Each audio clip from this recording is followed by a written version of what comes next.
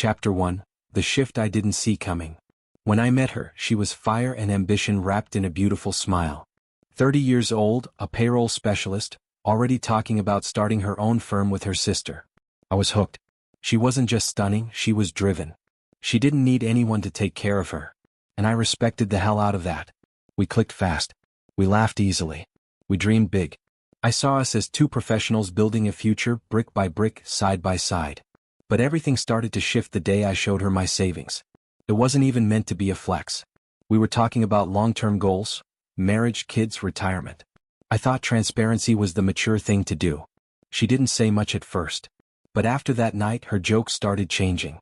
Range Rovers, yoga class, Lululemon outfits. You're the nerdy engineer, I'm the hot one, she'd laugh. At first I laughed too.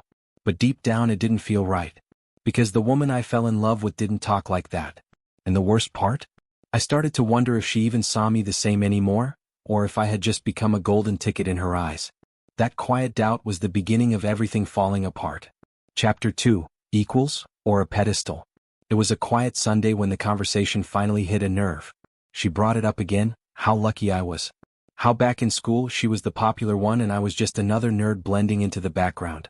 I tried to laugh it off but I felt something rise in my chest. So I told her the truth, not to hurt her but to level things. You're not a trophy wife, I said. Yes, you're beautiful. But I don't see this relationship like that. I think we're equals. No one looks at us and says I'm punching above my weight. The moment I said it, I saw her face change. Her smile disappeared. Her eyes welled up instantly. You think I'm ugly, she whispered. You think I'm used up. My heart dropped. That's not what I meant. At all. She started crying, full body crying, shaking like I had just torn down her entire self-worth in one breath. She said I was wasting her time. That if I didn't think she was the most beautiful woman alive, then what was I even doing here? I tried to explain. Tried to tell her that I didn't want a hierarchy. I wanted a partnership. That it was special because we were both bringing something to the table. But she wasn't hearing any of it. Because all she could hear was that she wasn't 22 anymore. And maybe, that hurt her more than I'll ever understand. Chapter 3. Words that cut deeper than we met. I wish I could say it got better after that. But the truth is things only got worse. We tried to talk, but it wasn't a conversation. It was a list of wounds we'd been saving for a moment like this. She said I was bitter. That all engineers had a chip on their shoulder because we weren't the guys who got the girls in college. That now we walk around thinking we're entitled to model girlfriends because we finally have money. I told her that was unfair. She said it was the truth. Then she mocked my father, said he was awkward just like me.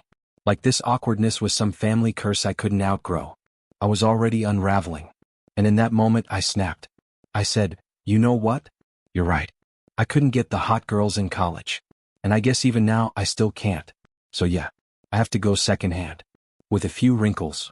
As soon as the words left my mouth, I regretted them. But the damage was done. Her face turned pale. She looked at me like I'd just killed every good thing we had. Like I had reduced her to a used item on a clearance rack. You called me secondhand? She said, her voice trembling. And then came the word that hit me like a slap. Misogynist. She said I treated her like a used car. That when she tells her friends about this fight, that's all they'll remember, that I called her secondhand. I wanted to scream that she started this. That she made it about who was lucky to be with whom. That I just responded to the game she created. But none of that mattered anymore. Because now I was the villain in her story. Chapter 4. The Love Beneath the Ashes. I sat alone after she stormed out. The silence in the apartment was deafening. Every echo felt like a reminder of what we used to be, and what we had just burned to the ground. I never meant to hurt her. I wasn't trying to win an argument. I just wanted her to see that I admired her, but I didn't idolize her. That she was beautiful, but not above me. That we could meet in the middle, hand in hand, not one of us looking down or up. But I don't think she wanted to meet in the middle. Maybe she was used to being the one who had the upper hand in her past relationships.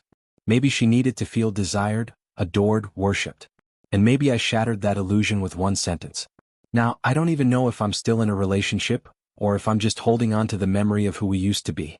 It's hard to believe that 2 months ago we were talking about wedding rings and school choices for imaginary children.